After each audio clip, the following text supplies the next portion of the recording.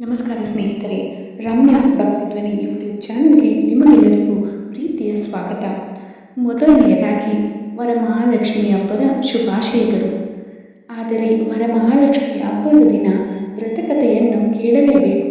ದಯವಿಟ್ಟು ಈ ವಿಡಿಯೋವನ್ನು ಪೂರ್ತಿಯಾಗಿ ಕೇಳಿಸಿಕೊಳ್ಳಿ.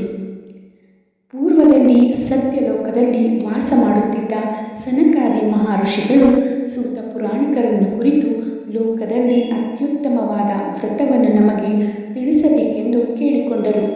ಆಗ ಸೂತ ಪುರಾಣಿಕರು ಹೇಳುತ್ತಾರೆ, ಸನಕಾದಿಗಳೇ ಕೇಳಿ, ಲೋಕದಲ್ಲಿ ಮನುಷ್ಯರಿಗೆ ಸಕಲ ಸಂಪತ್ತನ್ನು ಪುತ್ರ ಪೌತ್ರಾದಿಗಳನ್ನು ಉಂಟು ಮಾಡತಕ್ಕ ಉತ್ತಮೋತ್ತಮವಾದ ಒಂದು ವ್ರತ ಉಂಟು. ಅದನ್ನು ಈಗ ನಿಮಗೆ ಹೇಳುತ್ತೇನೆ. ಶಿವನು ವಾಸ ಮಾಡತಕ್ಕ ಕೈಲಾಸ ಶಿಖರವು ಬಹಳ ಮನೋಹರವಾಗಿಯೂ ಪ್ರಮದಾನಿ ಗುಣಗಳಿಗೆ ಆವಾಸ ಸ್ಥಾನವಾಗಿಯೂ ಇದೆ. ಅಲ್ಲಿ ಅನೇಕ ನದಿ ನದಗಳು ಹರಿಯುತ್ತಾ ಇವೆ. ಅನೇಕ ಪುಣ್ಯ ತೀರ್ಥಗಳು ಇವೆ. ಆಲ, ಬೇಲ, ಅಶ್ವತ್ಥ, ಪಾದರಿ, ಹೊನ್ನೆ ಮೊದಲಾದ ದಿವ್ಯ ವೃಕ್ಷಗಳು, ಕಾಮಧೇನು, ಕಲ್ಪವೃಕ್ಷಗಳು ಇವುಗಳಿಗೆಲ್ಲ ಆವಾಸ ಸ್ಥಾನವೂ ಆಗಿಯೂ ಇದೆ. ಬ್ರಹ್ಮೇಂದ್ರಾದಿ ಕಲ್ಪವೃಕ್ಷಗಳು, ಮರಗುಣಗಳು, ಬ್ರಹ್ಮ ಋಷಿಗಳೇ ಮೊದಲಾದವರು ಅನೇಕ ರಾಜರ್ಷಿಗಳು ವಾಸಿಸುತ್ತಲಿದ್ದಾರೆ. ಅಲ್ಲಿ ಯಕ್ಷ, ರಾಕ್ಷಸ, ಗರುಡ, ಗಂಧರ್ವ, ಸಿದ್ಧ ವಿದ್ಯಾಧರರು, ಅಷ್ಟವಸುಗಳು, ಏಕಾದಶ ರುದ್ರರು, ಅಶ್ವಿನಿ ದೇವತೆಗಳಿಗೇನು ಅನೇಕ ದೇವತಾ ಗುಣವು ಯಾವಾಗಲೂ ದೇವರನ್ನು ಸ್ಮರಿಸುತ್ತಾರೆ. ಅವನ ಮಹಿಮೆಯನ್ನು ಕೊಂಡಾಡುತ್ತಲಿರುವರು. ಆ ಕೈಲಾಸವು ನವರತ್ನಮಯವಾದ ಶಿಖರದಿಂದ ಕೂಡಿರುವಂಥದ್ದು. ಈ ಕೈಲಾಸದಲ್ಲಿ ಪಾರ್ವತಿ ಮನೋಹರವಾದ ಪರಮೇಶ್ವರ ಸ್ವಾಮಿಯು ಲೀಲಾಜಾಲದಿಂದ ಇರುವಾಗ ಒಂದಾನೊಂದು ದಿನ ತನ್ನ ಸತಿ ಮಣಿಯಾದ ಪಾರ್ವತಿಯನ್ನು ಕುರಿತು ಹೇಳತೊಡಗಿದನು. ಭವಾನಿ ದೇವಿಯೇ ಕೇಳು, ವರಲಕ್ಷ್ಮಿ ವ್ರತವೆಂಬುದು ಲೋಕದಲ್ಲಿ ಅತ್ಯುತ್ತಮವಾದದ್ದು, ಐಶ್ವರ್ಯ ಪ್ರಧಾನವಾದದ್ದು. ಅಂತಹ ಪತಿವ್ರತ ವಿಧಾನವನ್ನು ನಾನು ನಿನಗೆ ಹೇಳುತ್ತೇನೆ ಕೇಳು. ಈ ವ್ರತವನ್ನು ಶ್ರಾವಣ ಮಾಸದಲ್ಲಿ ಶುಕ್ಲ ಪಕ್ಷದ ಪೌರ್ಣಮಿಯ ದಿನದ ಹಿಂದಿನ ಶುಕ್ರವಾರದಲ್ಲಿ, ಅಂದರೆ 2ನೇ ಅಥವಾ 3ನೇ ಶುಕ್ರವಾರದಲ್ಲಿ ಈ ವ್ರತವನ್ನು ಆಚರಿಸಬೇಕು ಎಂದು ಹೇಳಿದನು.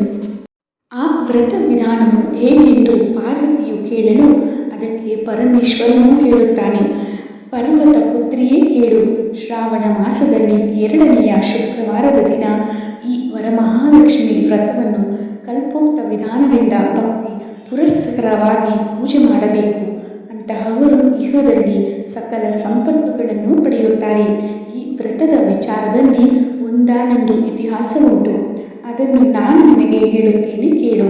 ವಿದರ್ಭವೆಂಬುದೊಂದು ದೇಶ ಉಂಟು. ಇದರಲ್ಲಿ ಕುಂಡಿನಿ ನಗರವೆಂಬುದೊಂದು ಪಟ್ಟಣ ಉಂಟು. ಅದು ಸಕಲ ಸಂಪತ್ ವೃದ್ಧಿಯಿಂದ ತುಂಬಿರತಕ್ಕದ್ದು. ಆ ಪಟ್ಟಣದಲ್ಲಿ ಚಾರುಮತಿ ಎಂಬ ಹೆಸರುಳ್ಳ ಒಬ್ಬ ಬ್ರಾಹ್ಮಣ ಸ್ತ್ರೀಯೂ ಇದ್ದಳು. ಆಕೆಯು ಪತಿವ್ರತ ಶಿರೋಮಣಿಯಾಗಿದ್ದರೂ ದಾರಿದ್ರ್ಯ ದೋಷದಿಂದ ಪೀಡಿಸಲ್ಪಟ್ಟಿದ್ದರೂ ಸ್ವಲ್ಪವೂ ಕೋಪವಿಲ್ಲದೆ ಪತಿ ಶುಶ್ರೂಷೆಯಲ್ಲಿ ಅತ್ಯಂತ ಆಧಾರವುಳ್ಳವಳಾಗಿ ಗಂಡನ ಮನಸ್ಸಿಗೆ ಸ್ವಲ್ಪವಾದರೂ ವೈದ್ಯೆಯುಂಟದಂತೆ ಸವಿನುಡಿಗಳಿಂದ ಕೂಡಿ ಸಕಲ ಪ್ರಾಣಿಗಳಿಗೂ ಪ್ರಿಯಳಾಗಿರುತ್ತಿದ್ದಳು. ಈಕೆಯ ಸ್ವಧರ್ಮತ್ವವನ್ನು ಪತಿವ್ರತ ಧರ್ಮವನ್ನು ನೋಡಿ ಈಕೆಯ ಪುಣ್ಯಶೇಷದಿಂದ ನಿದ್ರೆ ಕಾಲದಲ್ಲಿ ರಾತ್ರಿ ವೇಳೆಯೊಳಗೆ ವರಲಕ್ಷ್ಮೀ ದೇವಿಯೇ ಅಲ್ಲಿಗೆ ಬಂದು ಈಕೆಯೊಡನೆ ಮಾತನಾಡಿದಂತೆ ಸ್ವಪ್ನವಾಯಿತು. ಅದು ಹೇಗೆಂದರೆ, ಎಲೋ ಪತಿವ್ರತ ಶಿರೋಮಣಿಯು ಪುಣ್ಯಶಾಲಿನಿಯೂ ಆಗಿರುವ ಚಾರುಮತಿಯೇ, ನಾನು ವರಮಹಾಲಕ್ಷ್ಮಿಯು ನಿನಗೆ ಒಳ್ಳೆಯದಾಗದ್ದಕ್ಕೆ ವಿಚಾರವನ್ನು ತಿಳಿಸುತ್ತೇನೆ ಕೇಳು. ಶ್ರಾವಣ ಮಾಸದಲ್ಲಿ ಶುಕ್ಲ ಪಕ್ಷದಲ್ಲಿನ 2ನೇ ಶುಕ್ರವಾರದ ದಿನ ನನ್ನ ಪೂಜೆಯನ್ನು ಯಾರು ಭಕ್ತಿಯಿಂದ ಮಾಡುತ್ತಾರೆಯೋ ಅವರಿಗೆ ಸಕಲ ಇಷ್ಟಾರ್ಥಗಳನ್ನು ನಾನು ಕೊಡುತ್ತೇನೆ. ಪುಣ್ಯಶಾಲಿಗಳಾಗಿದ್ದವರಿಗೆ ಮಾತ್ರ ಈ ನನ್ನ ವ್ರತದಲ್ಲಿ ಭಕ್ತಿಯುಂಟಾಗುವುದೇ ಹೊರತು ಮಿಕ್ಕವರಿಗೆ ಉಂಟಾಗಲಾರದು.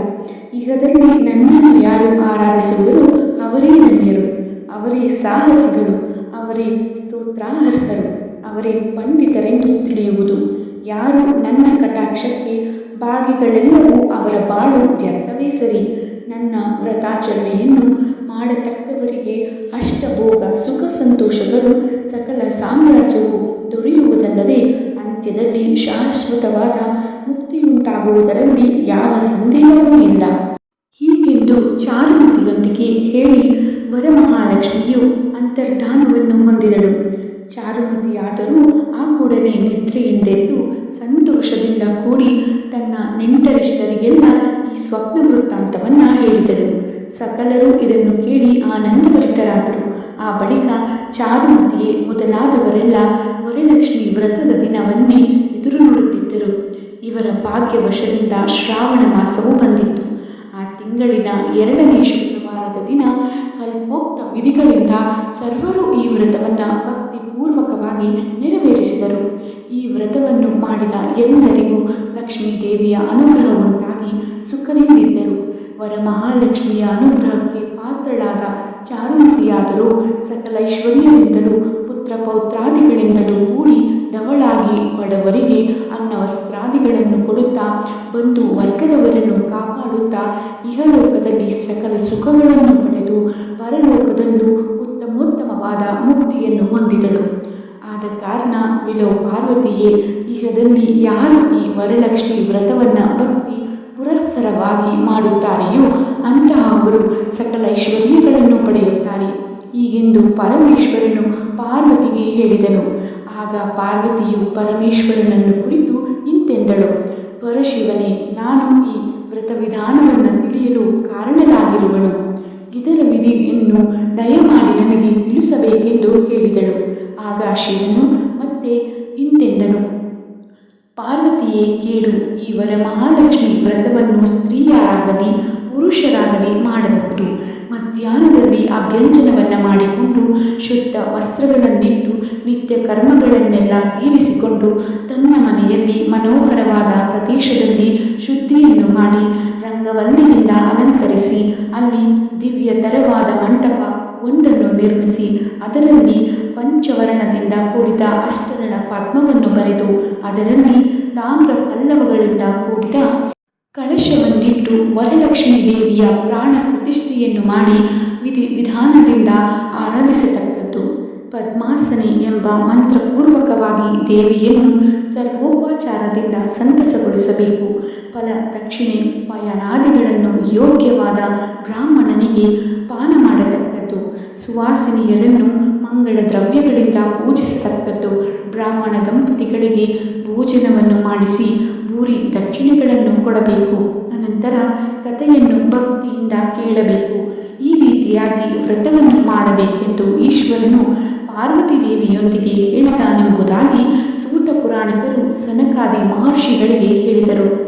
ಈ ವ್ರತವನ್ನು ಯಾರು ಭಕ್ತಿಯಿಂದ ಕೇಳುತ್ತಾರೆಯೋ ಅಂತಹವರು ಸಕಲ ಐಶ್ವರ್ಯಗಳನ್ನು ಪಡೆಯುತ್ತಾರೆ.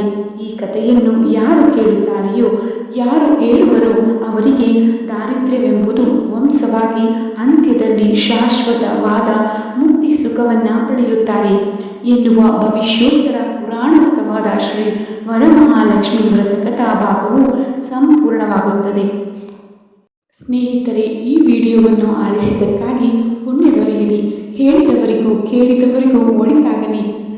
ಚಾನಲನ್ನು ಸಬ್ಸ್ಕ್ರೈಬ್ ಮಾಡೋದನ್ನು ಹಾಗೂ ಶೇರ್ ಮಾಡೋದನ್ನು ದಯವಿಟ್ಟು ಮರೆಯಬೇಡಿ. ಈಗಿನ ವಿಡಿಯೋ ನಿಮಗೆ ಇಷ್ಟವಾಗಿದೆ ಎಂದು ಭಾವಿಸುತ್ತಾ ಮುಂದಿನ ವಿಡಿಯೋದಲ್ಲಿ ಭೇಟಿಯಾಗುತ್ತೇನೆ. ಧನ್ಯವಾದಗಳು.